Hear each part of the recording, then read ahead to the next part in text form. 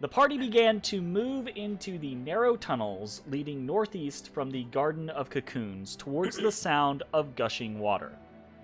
The damp tunnels twisted and rolled, shrinking to almost claustrophobic tights at certain points and then belling back out again. All the while, small dripping stalactites showed the wear of time. Eventually, the party made it to a cave with a large column in it. Piled around the walls of the cave were neat stacks of mostly humanoid-looking bones, all stripped clean and covered in tiny teeth marks. Moving forward from here, the party found themselves at a crossroads. To the northeast was a large cavern, draped in masts, rigging, and tattered sails. In the center of the room, the stone floor pushed up, rising to form a natural cauldron, burbling with water. To the northwest lay a smaller cave, where natural geysers surged with sprays of water in a rhythmic cycle. After another of Matashtai's divination katas pointed northwest, the party chose to investigate this direction, and found, on the other side of the geyser chamber, an immense cavern, covered with bright, platter-sized seashells, waterlogged furniture, and large pools of water. As the party entered, rising up out of these pools of water, on the backs of giant crabs, was the River Coven. A group of seaweed-haired, aquamarine-skinned sea hags, Gurgle Brine, Coral Black, and Cauldra Cuttlefingers, introduced themselves to the party and welcomed our heroes to their humble abode. More importantly, strapped to the forelegs of one of the giant crabs was a pair of greaves, the first of the relics Matashtai had come to this world to find. The sea hags were quick to open dialogue, attempting to make the party feel comfortable and establishing friendly relations. Gurgle Brine, the eldest sister, led the conversation, discussing the current political environment on the Sargoth level. The sisters talked about the Drow House, the Legion, and themselves, and eventually the conversation turned to the question of what could the party do for the River Coven. The Coven desired a return to the olden days, the quiet days, without the annoying conquests of the Drow. Gurgle Brine attempted to secure the party's involvement in removing the Drow with promises of treasure or friendship.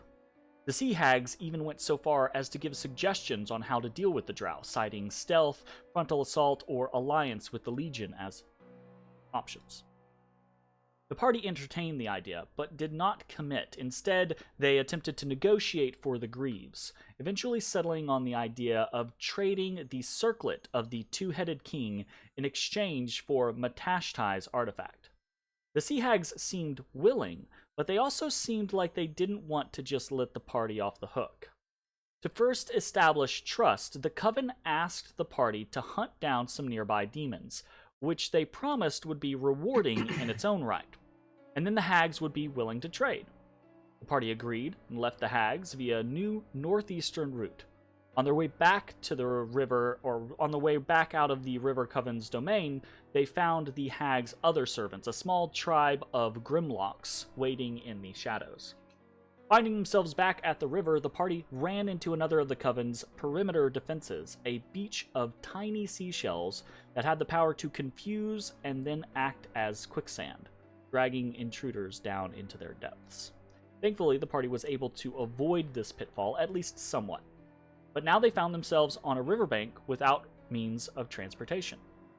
Fortunately for them, Ashes had previously paid the ferryman, and the skeletal creature now arrived upon its gondola. The other members of the party paid their fare, and the creature, at the party's behest, took them northeast along the river, past the first riverbank they came to. Just as the party began to fear they had gone too far, a second bank came into view.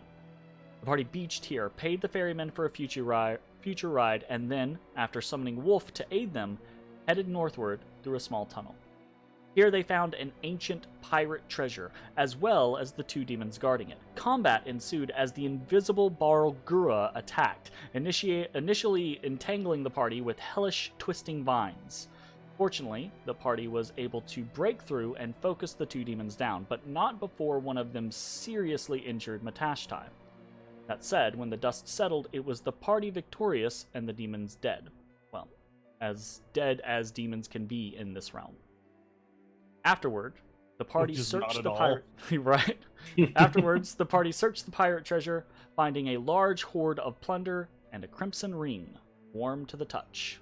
One more victory and one more reward for our heroes. Hey everybody, thanks for watching. If you enjoyed the video, consider leaving a like, commenting, or subscribing. It really helps me out.